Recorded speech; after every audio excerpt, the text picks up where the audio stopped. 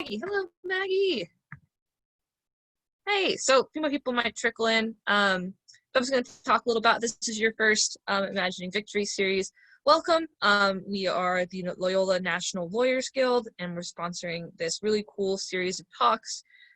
We have people involved in social justice work in all aspects of lawyering, and we've invited them here to talk about things in a really interesting framework that I don't think we got at all in our first semester, our first year of law school.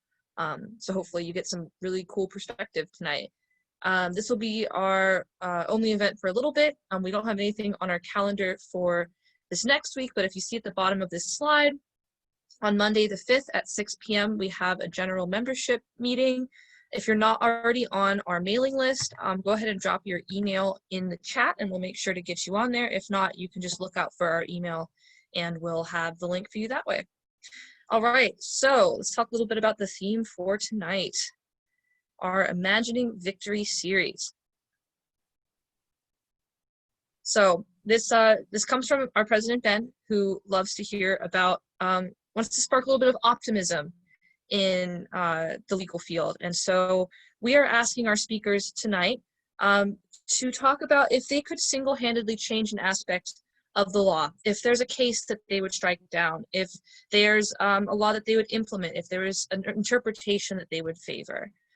What would they change if they could wave their hand and have something change? And how would that affect the area of law of their choosing? We're asking people to be optimistic, utopian, to think in the most positive terms and think about real change that could happen if and when the left has legal victories. Too often we put things inside of that'll never happen, that's impossible, but tonight we're imagining the possible. And we want to imagine a world that we really love and that we really get to be our best selves in. And our speaker for tonight is Professor Bill Quigley. This is his last semester here at Loyola, so I feel like you got to go out with a bang here. I'll let Giuliani do some introductions quickly in case you have not met Professor Quigley. Hello, everyone, and thank you for joining our talk today. What can I say about Bill? Bill Quigley is an amazing professor. He is the director of the Stuart H. Smith Hall Clinic and Center for Social Justice and the Gillis Long Poverty Law Center at Loyola University, New Orleans. He's been an active public interest lawyer since 1977. Bill has served as a counsel with a wide range of public interest organizations on issues including human rights, Katrina social justice issues, public housing, voting rights, death penalty, living wage, civil liberties, and educational reform, along with constitutional rights and civil disobedience. Bill served as the legal director of the Center for Constitutional Rights for 2 years and has litigated numerous cases with the NAACP Legal Defense and with the ACLU of Louisiana, for which he served as general counsel for 15 years. I actually knew Bill when he did a lot of pro bono work for School of the Americas Watch, which is an organization that does anti-imperialist work. And along with him and other organizers in the field like Maria Luisa, he definitely was committed to the work. So without further ado, it's my pleasure to introduce Professor Quigley. Well, it's exciting to be here, and I really admire you doing this. I mean, Kate Lyons said, you know, we didn't have this the first semester that she was at law school. I don't think we've ever had this in law school, period. I will have been here 30 years. I've been a lawyer 40-something years.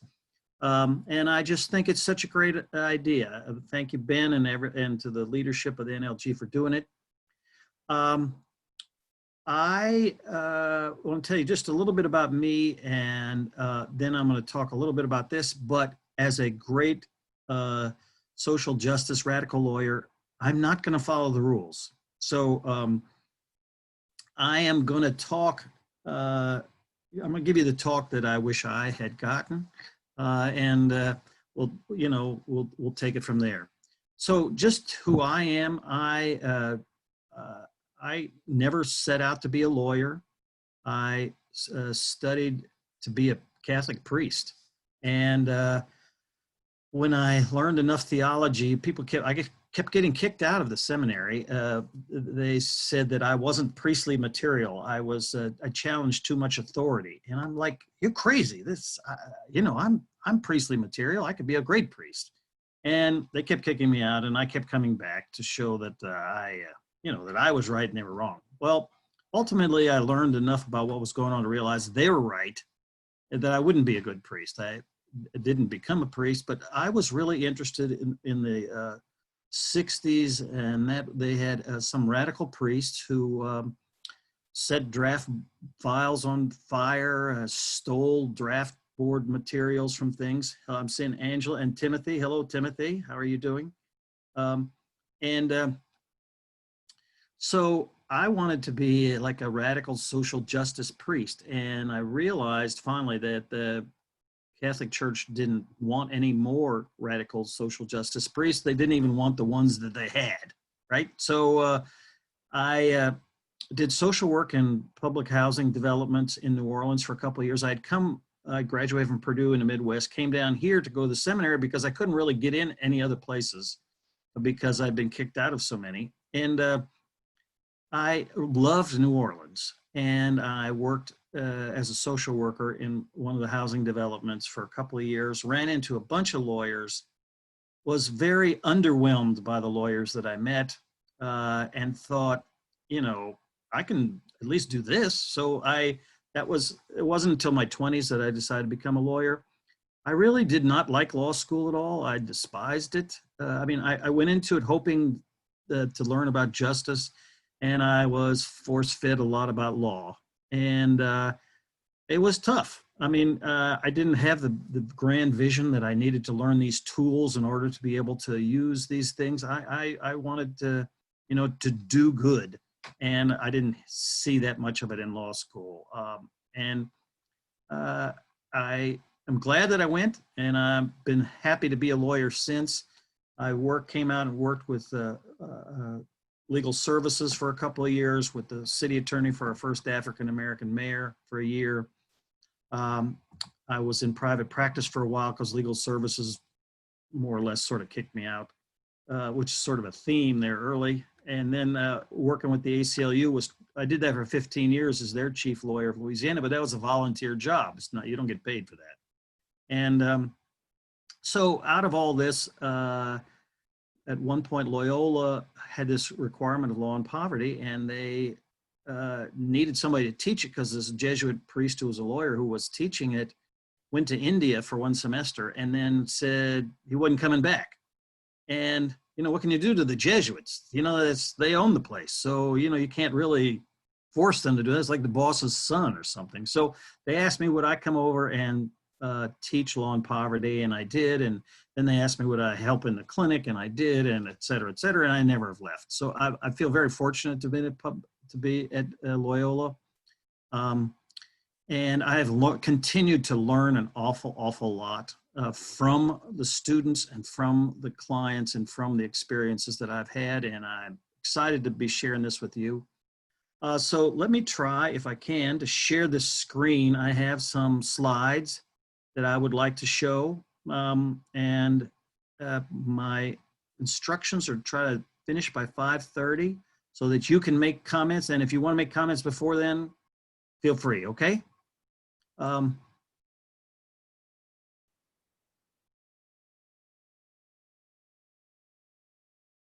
Okay.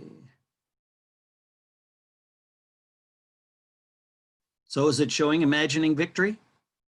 Cool. Okay, I can see you. I have two monitors so I can see how you're reacting. So this is how I came up with the theme for this 20 minutes of talking. As Giuliani suggested, I have spent more than 10 years representing people who got arrested in Columbus, Georgia for going on to the Army base, Fort Benning there, in civil disobedience actions to protest human rights abuses by the United States and by the people that the United States trained at a place called School of Americas. And almost every atrocity in Latin America has had some of these military folks as part of that process. So I was fortunate enough to represent well over 100 people over the years who were arrested and tried in federal court for misdemeanors of trespass onto this Army base without authorization. They were misdemeanors. We didn't get a jury. We had a magistrate, and magistrate was a funny guy, but anyway, he went through and he would, sometimes he'd have 30 or 40 people in a week have the trials, and then have another 30 or 40 a couple of weeks after that. He went through these things and he convicted everybody first, and then he did the sentencing afterwards. So that's sentence, sentence, sentence, sentence. And people would say, well, he'd say, do you have anything you want to say for your sentence? Yeah, well, I think I did the right thing. I shouldn't go to jail, et cetera, et cetera. But a lot of people would say, if I'm going to go to jail, I live in Seattle, I would like to be assigned to minimum security prison in the state of Washington, or there's a medical prison. I have the medical thing, so I would like to go to a medical thing in Duluth or whatever, that sort of stuff. And so this one guy that I'm representing stands up and the judge says, is there anything you'd like to say about your sentence? And he said, yeah, I don't think I'm guilty of anything. I can understand the law finds, but I did what was right, and I think history will show that I'm just. He said, okay, fine. Do you have anything to say about where I'm going to sentence you? And he said, Judge, all I can tell you is you better not sentence me to a minimum security prison. And the judge said, it was taken aback for a moment, and he said, well, why is that? I mean, because most everybody had been asking for a medical or a minimum, whatever. And he said, because if you send me to sentence me to a minimum security prison, I'm just going to walk away because I refuse to put up walls in my mind. And I think that that is really one, if there's one message for this imagining victory, it's that, is the refusal to put up walls in your own mind. And law school and life, not just law school, but most schools, most of our schooling on that is about putting up walls in our minds, saying, you know, you can do this, but you can't do that. This is possible, but that's not possible. And imagining victory is a is the opposite of putting up walls in your own mind. And I congratulate you on this, of doing this. And this, I think, is the most important part, which is nurturing and committing yourself to the freedom of thought and the freedom of activity in order to be able to do something and to conceive of things that everybody else thinks are crazy. So that's really the theme of what I'm going to talk about tonight, is less than a specific legislative change. It is, how do we, you and myself, how do we train, challenge, and nurture ourselves so that we can imagine victory and that we have that going on. See something in the chat here. Okay, so that's not me.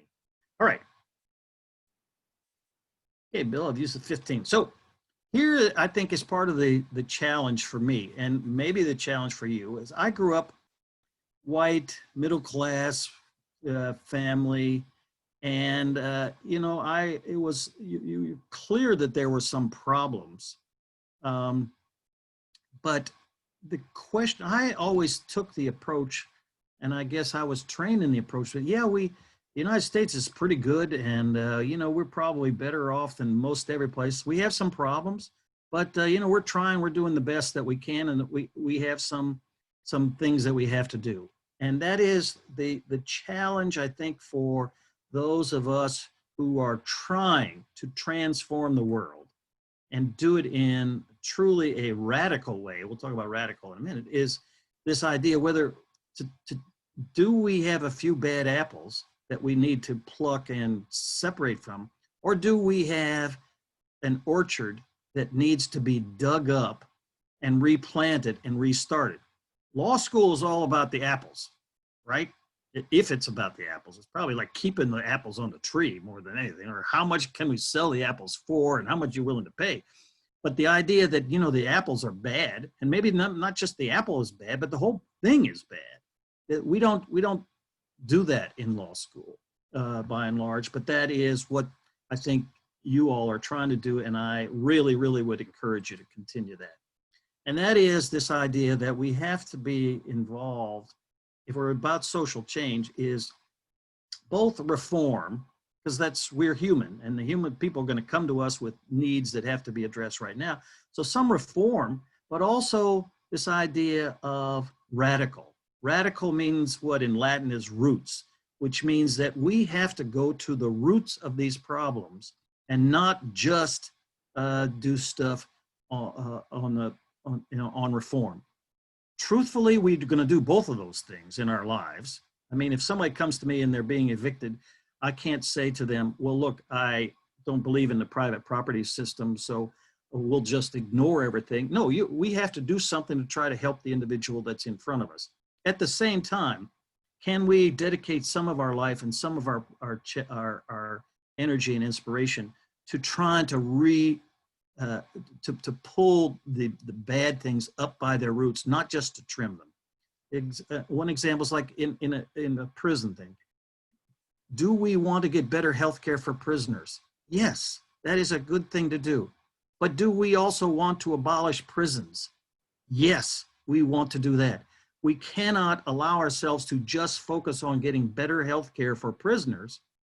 We need to do that, and people need to do that, but other people and some of us need to spend our time on the abolition of prisons in general. And that doesn't happen without a commitment, because you as a lawyer, especially a good-hearted lawyer, social justice lawyers like all of you are going to be, there's going to be lines around the blocks of people who want you to help them because there's so much need out there. And so the idea of helping on one-to-one is very important, and you have to do it, and that's part of what we do. But part of it is to put some time into radical change and figuring out how to do that. This is a friend of mine. You know what, we're learning law, okay? And law is a powerful tool, but it is also usually, if not mainly, a tool of the powerful. It is used by people with money and corporations with money and people with resources to hold on to their resources. So to be able to say, in imagining victory, it takes a different way of looking at law altogether. This little slide is like, this is what we really are trained to do. We are trained to become like Doberman pinchers, to patrol the outside of the estates of the wealthy and powerful, and to protect those institutions from trespassers or invaders or stuff like that. That's really, I think what most lawyers are actually about. Maybe we're not so conscious about it, but I think that's a good way of what we do. The idea of freedom. We can't give what we don't have. So if we're not committed to freedom, we're not going to be any good to work with people who are freedom. But freedom at the basics is the willingness to be different from other people, the willingness to take the static that comes with not being in the mainstream, and the willingness to dedicate your time to that. And in terms of you, I see some of you making notes, and that's great. At the end, I'll give you my email address, and I'm happy to send a copy of this to anybody. And I think Caitlin and others said that they'll be posting this, so it can be out there. So you have to think differently. Patrice Cullors, I met in Ferguson at the time. She's just an incredible person, incredible organizer, one of the 3 women who helped start this whole movement. Well, she didn't start the movement, helped start it, a part of the movement. And to understand that in order to do this work, it takes imagination, takes freedom, but it also takes hope and inspiration and collective action.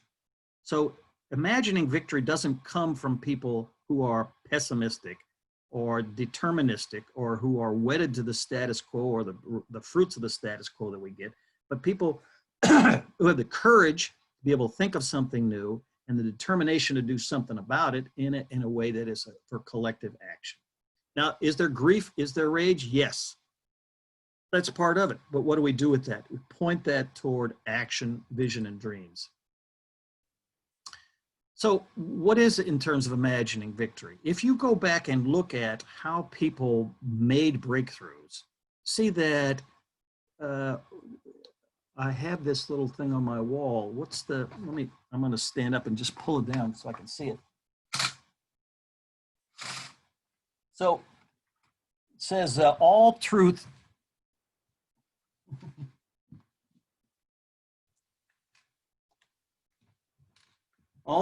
passes through 3 stages. You've heard that? First, it is ridiculed. Secondly, it is violently opposed. And third, it is accepted as being self-evident.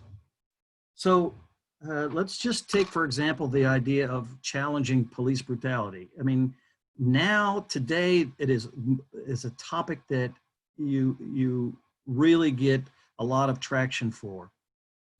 That's not always been the case. But people have been afraid to raise those issues, that people didn't believe that those issues happen.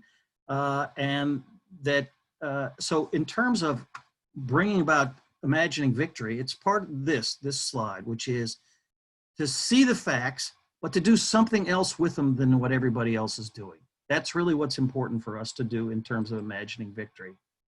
Part of that also is the idea of just naming the injustice, just being willing to say out loud, what is the injustice that we're talking about? So in terms of imagining victory, to name what the current situation is, and to start that process of looking at what everybody's looked at and do something different with it.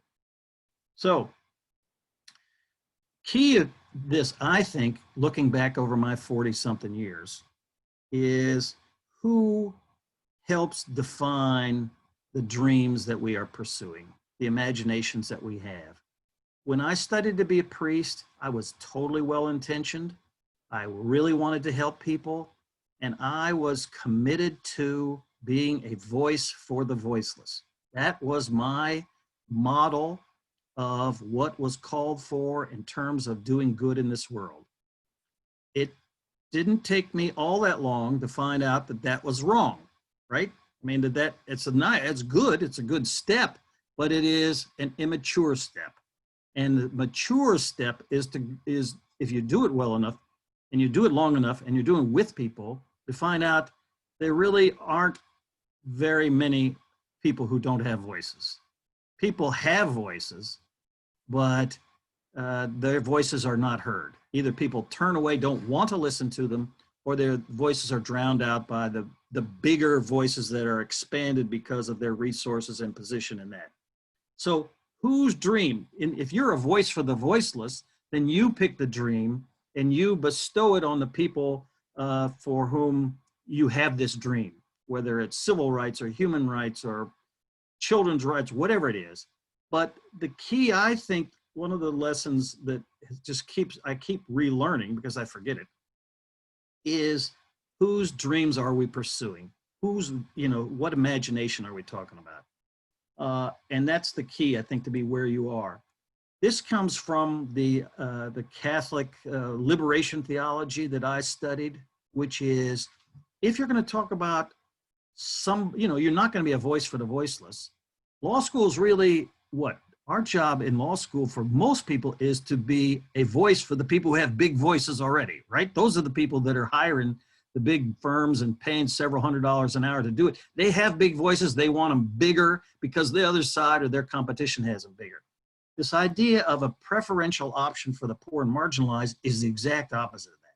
Said, look, to the extent that I have agency and freedom over how I'm going to use my resources and my life and my skills, is that I want to do the imagining and I want to listen to the voices of the people who are rarely listened to.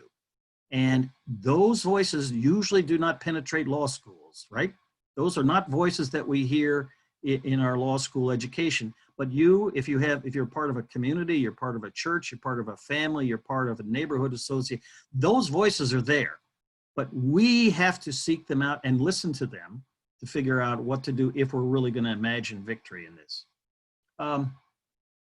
The other thing that I think in terms of imagining victory is, as Patrice Cullors said in an earlier slide, it is collective action. So it is to listen to a community. What does that community want?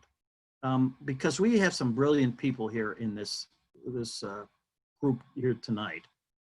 And if the first year I did the School of America's defense stuff, I spent 450 hours on that. It's free, it's pro bono hours. I did that over a period of about 4 months. So that was a lot of work. They figured out what they thought I needed to do. If I had decided what I wanted to do for 450 hours, I would have gone a different direction, probably.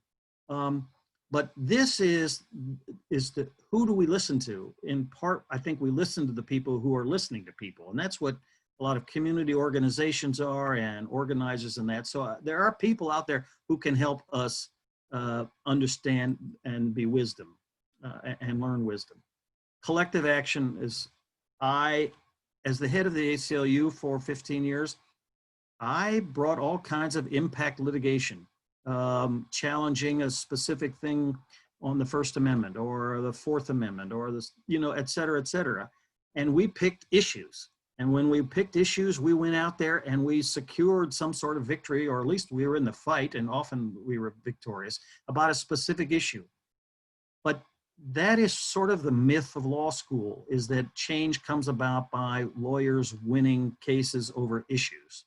And I think as I have been educated by the people that I work with, change happens when groups of people get together and demand change. We are in a time of dramatic change right now, today, right? Because lots of people who maybe last year or 5 years ago or 10 years ago were not listened to are demanding change happen. Now, they are not all coordinated. It's like this picture here, it's like there's all, even in New Orleans, there's 5, 6, 7 different kinds of groups that are fighting against police brutality.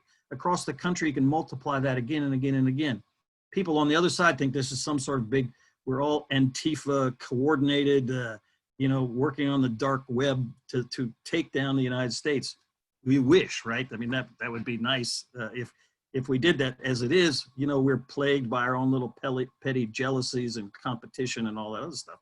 But it is in this collective action that social change comes about. So here's a couple of specifics. I know that I was supposed to give specifics, so I'm gonna give a few, but obviously I could do this for days, and each of you could do it for days as well. I have this up on my wall by my computer, is that just this one sign here, is to be involved in the challenging of all of these things. Privatization, these are all things that we found they came together after Katrina, they come together after every disaster, they come together whenever the people with power have the power to be able to do it. So to challenge that, and militarization, materialism, starving the state, exception, all that sort of stuff, those are all areas that we can do something about, and we should. I'm gonna pick a couple of them to talk about in the no minutes I have left. One of the ways I think is important for us to look at things, especially in law school, coming out of law school, is what I call the 100-year rule. What 100 years ago was totally legal, and we know now is totally unjust. And so in terms of the people in this gathering, most people would not have been registered to vote, wouldn't have been allowed to vote. A lot of people would never be allowed to have property in their name. They didn't have health care, they didn't have all these other things. So we were allowed to have people like Timothy, who's there. How old are you, Timothy? Tell us how old you are. 11 years old. Okay, so Timothy, 100 years ago, you would have probably been working in a factory about 4 or 5 years by now, and that would have been totally legal. Yeah, really. So we know now that that's not fair and not just, but at that time, that's what they taught in law school. That's what the judges believed. That's what the lawyers believed. That's what the churches believed. That's what everybody believed. And so to our challenge, I think, in terms of imagining these victories is to say, what are people going to look back 100 years from now at us and say, Brandon, Bonds, how could you possibly have allowed this to go on? You know, what's the equivalent of 8-year-olds working in a factory? What's the equivalent of absolute racial segregation, absolute prohibition on women having any role in the decision-making of their own lives? And so that's the target-rich area for us. Again, lawyers, we're important in this. We are not the leaders. We are not the people who determine these things, but we are an important part of the solution. The legal system itself, I think that's one of the places that imagining victory that we have to be very, very specific about, because the legal system itself is increasingly just the province of corporate America, international corporations, and the very, very well off. That is what law, the practice of law has become. There are people who do others, from personal injury lawyers to family law to social justice law, but that is clearly the minority of the legal profession. So our system has effectively closed the doors to poor. Any poor person can actually afford to access the system. So one of the things is, what do we do about that? So imagining victory is one way of imagining victory is, okay, well, then we're going to get a lot more lawyers for poor people. But is that really victory? Or is it to try to restructure the legal system so that you don't have to be a lawyer to be able to access it? And I think the second part is actually the better one, which is that people shouldn't have to pay for a lawyer to go get child support. They shouldn't have to pay for a lawyer to be able to go through their family law issues. They shouldn't have to pay for a lawyer to be able to challenge an eviction. Shouldn't have to pay for a lawyer for these basic things that apply to everybody else. You know, if you want to do a merger of multinational corporations, okay, fine, pay for a lawyer. But there's all big parts of our system that need to be de-lawyerized. Now that's a terrible thing. If you bring that up in a bar association meeting, everybody's gonna jump your ass because people think that's, you know, you can't do that because that's the key to how we survive unless we're serving the big corporations. And, but I think in terms of justice and imagining victory, this is part of it. We have to de-lawyer the basic human parts of this system. Our economy clearly is totally out of control.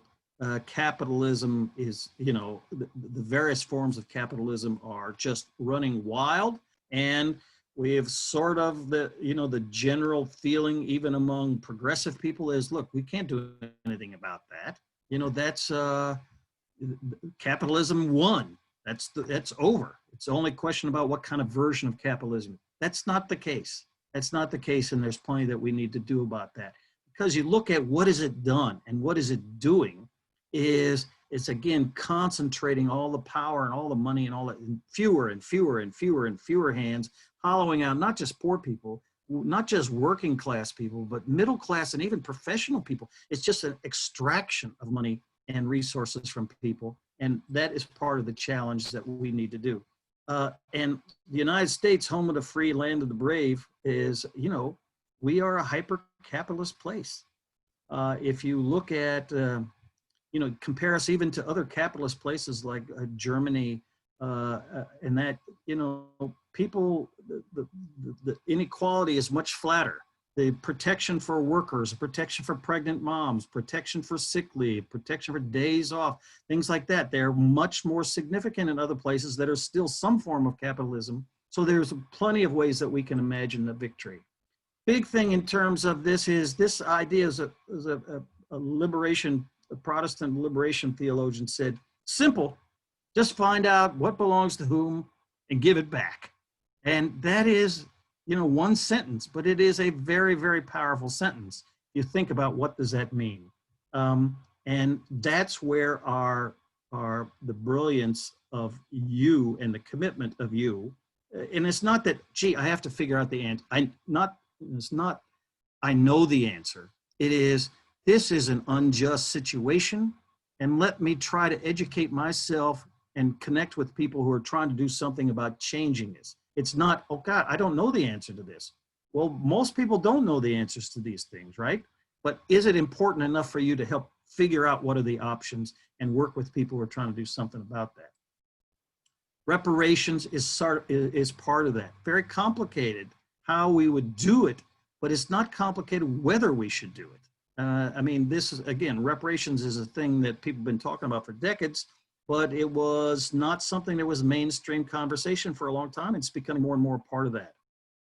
And just the founding of this country and the founding of most countries based on stealing land from people, abusing people, enslaving people, extracting the resources from people. Part of the thing I think is a challenge for us as lawyers is to redefine property, corporations, and nations. Property, you know, we teach, we learn property and all that, but there's a couple of things about that. I represent these folks who, you know, took a blowtorch to the Dakota Access Pipeline, taught themselves how to use a acetylene torch and put holes in it in various places through Iowa. That's a crime. That's private property. Is every piece of property entitled to the same sort of legal protection? And what about this property? The only use for this property is to destroy people, period. It's the only thing it can be used for. It can't be used for anything positive at all. You can make some arguments about oil and gas. You can make arguments about something. What about this? We have, I represent a lot of people over the years who've tried to dismantle, you know, our system that doesn't, that's private property. And when they do it, they're charged with damaging government property. They're charged with trespass and that. There is property an absolute thing that we need to protect. If people are dying of thirst and they find that there's a well on one person's property, can that person say, this is my property, my private property, and you can't drink even if you need to drink in order to live? No, we should not enforce those kinds of property laws, and that's what we're doing. Clearly, this is not so cool. The other thing is that in some teaching is people want to hold up with private property. Say private property is really a good, and it's so good that everybody ought to have some. And that means that, you know, a home, it's fine for people to own their own homes. And it's so fine that we want to make sure everybody can own their own home. And that means, you know, you don't have any right to a second home. And maybe you don't have a right to a gigantic home. And maybe, you know, maybe you have a right to shelter. We want everybody to have a human right to shelter and a right to health care and a right to live and all that. But that doesn't mean that that your right to the excess deserves the same sort of protection. In terms of corporations, we've got huge work to do there. There's this germinating idea of not abolishing corporations, but democratizing corporations, which is saying they can only be a certain size. You can only do that, and then because the concentration, if you watch what corporations do, and that they are constantly just absorbing one another, getting bigger and bigger and bigger, and blocking other people out. So to say, why can't we say, okay, well, a corporation can't be bigger than X number of people or X number of millions of dollars? We could say that. We could say that you can't have a corporation unless the workers get 50% of the government of a corporation. That we certainly have to repeal those corporate protections the constitutional protections for corporations. They're killing us with this stuff, right? The idea of nationalism. We all belong to communities and families and cities and states and countries and all that, and there's nothing wrong with that. But there's something about belonging versus nationalism that we need to address. The idea of human rights, if you haven't taken the human rights course or you haven't studied, you need to do that, because human rights, we didn't have anything about that. When I was in law school, you at least had the option for that. Human rights are soft tools, but they really are our dreams. They're the way that our world has encapsulated our dreams, that all children deserve respect, all women deserve independence and respect, that there are basic economic rights that are just as important as political rights that we be able to set, that make that real. I'm sorry, I'm going the wrong direction. Obviously, this one, the whole world is profoundly screwing up in terms of welcome our sisters and brothers and our families just because somebody sometime drew a line on a river, and we say that that is the kind of thing that that's our nation and that's ours and that's where the law stops. Not just abolishing the police, but abolishing the entire criminal legal system, because the police are just one part of a bad system, and we replace that. You know, I mean, part of this discussion is, well, if we abolish the police, then everybody's going to go crazy and we're all going to be, no, we all have a human right to be safe. That's a human right that we want for ourselves, we want for our friends and our family and that, but we have to have a safety system. And we don't have a safety system now, because the system that we have, even if people are problematic, if we put them in jail or Angola for X number of years, are we helping them? Are we helping our community be more safe? Are they going to come out better people? Is their family that's left behind going to be better? Are the victims going to be better? No, we are maximizing and accelerating the unsafetiness. I don't know if that's a word. A very unsafe system. So to rebuild it, and just like we talked about, trimming or radically just ripping it up and saying we are going to rebuild this system as a safety system, that we deserve to be protected, and we may have to temporarily isolate ourselves from certain people, but if the goal is safety and the goal is community-based, then there is a lot more we can do. Obviously, renewable energy, we're killing ourselves and allowing ourselves to be killed by what's going on. And in terms of what you can do and what I can do, is this idea of there's a never-ending group of people that are going to be asking you to help them. Consciously prioritize working with some organizations that are fighting for their just proportion of power. It's what you have to do, what I have to do, and what you have to do, because that's how social change comes about. I represented this woman in a couple of cases already. And when Trump was elected, you know, it was one of the really, really tragic days for a lot of us. She posted this on Facebook, and I thought it was a great challenge for us. Fear no evil, joy and love still live, and it's up to us to build the shelter for the hope that they provide. Lower those pointed fingers. We will need them to grasp the hammer and forge the nails. Do not give in to your righteous anxieties. Our heroes and sheroes have never left us. All the good that ever was is still there. You were born for this time.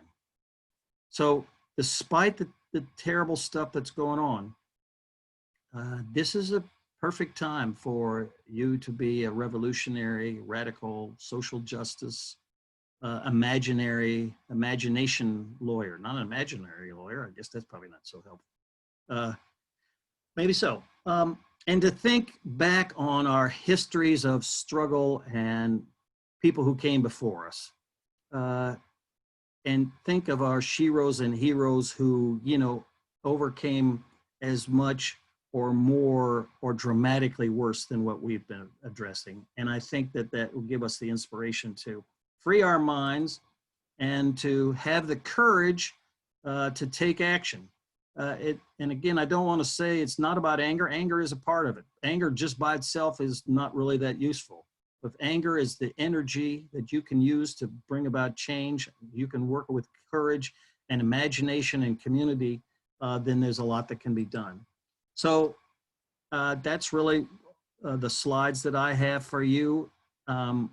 Short on specifics, more in terms of liberating yourselves and myself to be able to recognize the opportunities that are out there and to work with others to make all of those things become possible.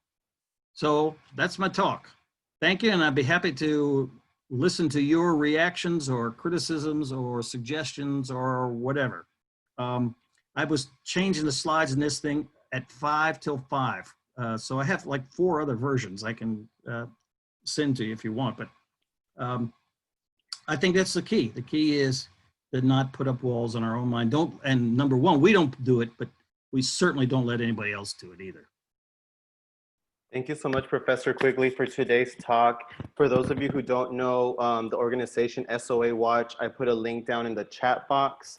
Thank you for reminding us that the laws are not static and to constantly challenge them, as well as the institutions where we're learning these laws.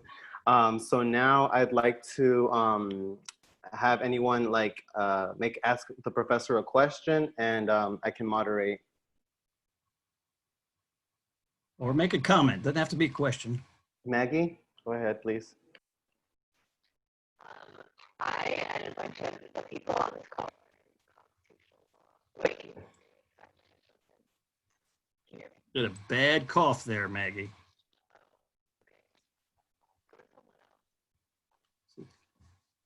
Said somebody else while she's trying to figure that out. Okay, can you hear me? Oh, there we go. Yes. I and a bunch of people on this call are in constitutional law right now, and it's been feels like totally theoretical. Like, I feel like we don't really have laws right now that are happening, and like it just seems like so much stuff that is problematic in this country comes back to it's in the Constitution, and it's like, yeah, but nothing else that's happening is in the Constitution. So I just have such a hard time with that. And how do we like move past saying that the Constitution is right for everything and not take that? I mean it's a good class, but it's like it just feels not realistic. Yeah. Well, a couple of things. One is, I think constitutional law is a tool, and it's only one tool. And you learn that tool, learn how to use it so that when it's appropriate that you can use it. And if people say, well, look, what you want to do isn't constitutional, say, well, then it's like they say you can't walk in the street, can't have a march in the street. Well, maybe two people can't have a march in the street. But if 2,000 people are marching in the street, guess what? You can march in the street. So constitutional law and these other things that you're being taught, I agree, they don't make sense, and they're being constantly readjusted, usually in a backwards manner. But the change that really happens in our lives does not happen in the Supreme Court, doesn't happen in accordance with the Constitution. It happens when enough people it's serious enough about what they want to have changed, and they're willing to sacrifice to do something about it, and then they bring about that change. So I agree with you that these classes can be very discouraging, and but I just wouldn't it's like the walls. Don't let the walls of the Constitution block out the rest of the things that are going on. I mean, there's a lot of things going on in every city in this country right now that people would say are unconstitutional in terms of people doing, but it's changing the world, it can change the world. There's some horrible things, but there's also some beautiful things that are going on. I don't know if that's a good answer, Maggie. That's a good answer. Yes, I'm forgiving me if I pronounced your name wrong. Emily? It's Amelie, but don't worry about it. One thing I thought was a little different about this lecture from a lot of radical talks I've been to is the idea that law can be a positive force, when frequently, even among radical lawyers, the idea is that the legal system itself needs to be completely replaced. And if I understood your lecture correctly, law is one of the things you're kind of saving, even as you're uprooting other forms of institutions. Did I understand that correctly, or is that not correct? Well, I would say this. I know, like, let's take, for example, this School of the Americas Watch stuff. They had a couple of hundred people that protesting the human rights abuses of people who were trained on this Army base. And I went over there actually to join in that protest and to cross the fence line and to be arrested. And people found out I was a lawyer, and they said, we would really rather that you do not get arrested, because we would like to have a lawyer on the team to help us figure out how to get out of jail. And if we're going to have a trial, help us figure out how to clear as much space in that trial out as possible so that we can talk about human rights, and we can use this as an education and activation opportunity for our people. So law itself, I'm not a firm believer in law. I am a firm believer in justice, and I'm a firm believer that law is one of the tools that people can use some of the time, along with education and communication and organizing and door knocking and radical action to bring about change. So I don't want to, I must have given the wrong impression of it's like to save the legal system. That's not really, I'm not interested in that at all. I do think it's a tool that a lot of people can use, and you'll find out when you have that tool in your hand, there's gonna be a lot of people ask you to help them with the campaigns that they're on, that they need that tool at least some of the time. Thank you. Thank you, Emily. We still have a couple of more minutes for a few more questions if anyone has any. Can I ask a quick question? Professor Quigley, I just have, as someone who's coming from a background of the priesthood and the Catholic Church, what are your thoughts on the intersection between the church and politics, like how the church is so involved in abortion issues, and then Catholic charities? I don't know if you've worked with them or not, but how do you see that intersection going forward, I guess, in the future? Because I feel like it's at a strained place right now. Yeah, no, I think ultimately I would say there aren't any institutions that I'm going to give a blank check to. And certainly the Catholic Church is one of them. So is the legal profession. I mean, you know, people say, well, you can't do this because you're a lawyer. Well, I can do that. You know, I might have to take the consequences for doing that, but I can do that. So don't tell me I can't do that. And the Catholic Church has some beautiful parts to it. They're really very aggressive in terms of immigration, really aggressive in terms of teaching about the death penalty and economic justice and that stuff. They're really terrible on some other stuff. And I don't, at the time I was the chair, the general counsel for the ACLU of Louisiana, I had one group of friends saying, how can you possibly be Catholic? And then my Catholic friends would say, how can you possibly be with the ACLU? And I would tell them both, you know, there's a lot of good in both of these things. You just got to figure out and just got to ignore the bad and try not to let the bad drag you down. And in my experience, there are no really outstanding institutions. Institutions have roles to play and they do that, but they all have to be challenged. They all have to be that we give some of ourselves to them, and then we fight the same institution at the same time. We do need, like after Katrina, we needed the government, the federal government, to come in and help people rebuild their homes and be able to rebuild the infrastructure and that stuff. So we needed the government, but at the same time, the government was our biggest enemy because they wanted to rebuild in a way that was inconsistent with what the people on the ground wanted. So this love-hate relationship with institutions is just, I think that's the way those things are for me. And but I, again, go back, there's no institution that I would sign the Pledge of Allegiance for, including the one that we usually sign the Pledge of Allegiance for. You know, I feel fortunate to have been born in the United States. We're lucky, you know. What are we going to do with that? What are we going to do with that luck? And what are we going to do with those privileges that come with that? And it's certainly not to just pledge allegiance, you know, good, you know, my country right or wrong, my church right or wrong, Loyola right or wrong, any institution, the legal profession. No, those are always in tension. If you're imagining victory, if you don't put up walls and you don't, because there's a lot of people say, look, I'm Catholic, so I can only go as far as these walls go. Or I'm a lawyer and I can only do this in terms of the walls. Don't let people do that to you, and don't do it to yourself. That would be just my encouragement to you. Professor, I have a question if no one's going to ask one.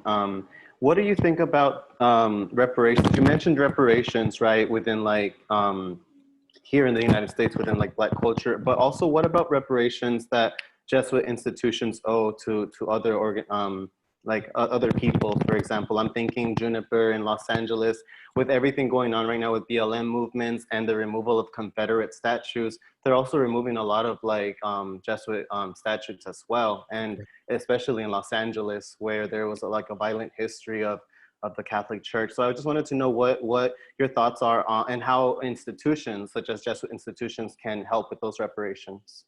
So I think it's a really good point, and I do know that the Jesuits in particular struggle with that because Jesuits own slaves. Okay, so I mean, you know, the New Orleans province of Jesuits owned slaves, and so they're trying to come to grip with that. The Georgetown University owned slaves and was founded in part by people donating slaves to them to be able to use to be able to get this thing started. So they're in the process of dialogue with the descendants and setting up scholarships and trying to figure out how we do these reparations. The Jesuits in the Northwest of the United States, they have done public apologies and trying to figure out how to do reparations for the wrong that they did. Now, people might have thought it was well-intentioned. They might have thought that it was right, but it was wrong. There's no doubt about it. And the other thing I thought you were going with there is, what about the reparations that the United States owes to the rest of the world? What about the reparations that the U.S. owes to the rest of the Americas? I spent a lot of time in Haiti, and it was the first time people said, well, you know, the United States is not America. You know that. Well, I didn't know that. I thought it was America. I said, no, America, you know, Haiti is America.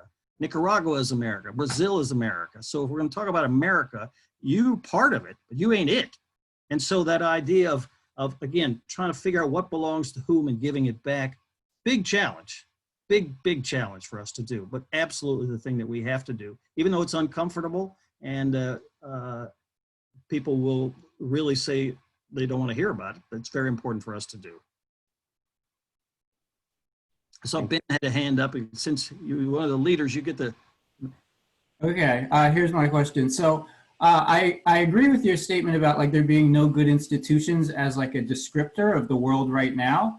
I guess my question is like, is this a historical contingency, or is it like just part of the human condition? I think it's like in terms of how we conceive of ourselves as leftists, activists, progressives, whatever we are, I think there's one imagination in terms of like we're sort of the perpetual protesters that exist to hold the institutions accountable and always make them better. And like there probably is perpetually a role for people who are that way.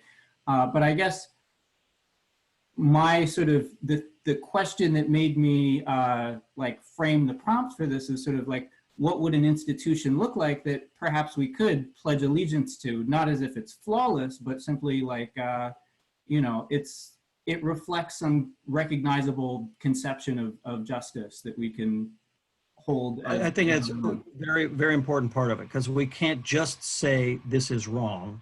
We have to invest ourselves in creating the alternatives. My experience in creating alternatives are that, number one, that they are small and that they are not gigantic institutions, or not that, but they are small and they are community-based, and they are, they may be in concert with other community-based things, but the smaller things are, the more we have a chance to get to know one another, and the more we have a chance to share, more we have a chance to understand and not be also caught up in individualized approaches to everything. So I think the cooperative movements that people have invested so much time and energy in are really great. The restorative justice movements that people have done are really important. The housing, the right to housing is a very important thing. But again, I think that in my experience, where these work is as small, and I have not actually seen very much that is gigantic, although I know there are things in Europe where the co-ops of co-ops where people have figured this thing out. And I would encourage people to look into that, because that's really very important. I do think it is possible. I just haven't seen many models of it. I have seen models of small self-defense communities, self-sustaining communities where people actually do care for one another, build an alternative lifestyle, and really stand in process against the kinds of things that we're that I'm condemning here in this presentation. I think we are. Sorry, Professor. Want to do one more raised hand? I know people have to leave, so that's okay. I'll stay here for a little bit if people need to leave. Go ahead, Swad. I'm saying your name. Hello, Professor Quigley. Yes, Swad. So a question I have is, what's a setback that you have run into, and on maybe an ending on a good note, what's something that keeps you going? So honestly, what keeps me going is the community of people who are trying to change the world and transform the world. People who have the courage to make some sacrifices for the greater good. And there are literally millions of those people out there. I don't know those millions of people. The one thing I would say is this, is that I did spend the first years of my practice in terms of issues, and I have transformed into working with communities. Communities who are trying to get their fair share of power and their fair share of respect and fair share of resources. And it is in those small communities that I find real inspiration, because maybe people are subjected to these horrible oppressions and these horrible issues, but they are building a life despite that. And that working with them and being in a community with them is inspirational and gives me courage and helps me to keep going when you look around and see the terrible things that are going on, to realize that, look, there's a lot of wonderful things that are going on too. That the news doesn't get paid to point out acts of courage or acts of solidarity or acts of community. That's not really what sells. And so there are some beautiful things that are going on. And those are being in some sort of relationship with those people and those communities is what keeps me going, and is great fuel for change. Thank you everyone for joining our Reimagining Victory. Thank you, Professor Quigley, for joining us. And we hope that you attend our membership meeting, which will be the 5th of October coming up. So watch out for those emails. Stay safe, y'all. And thank you so much to the NLG for doing this work. It's really, really important to give people the energy to keep going. So thank you so much.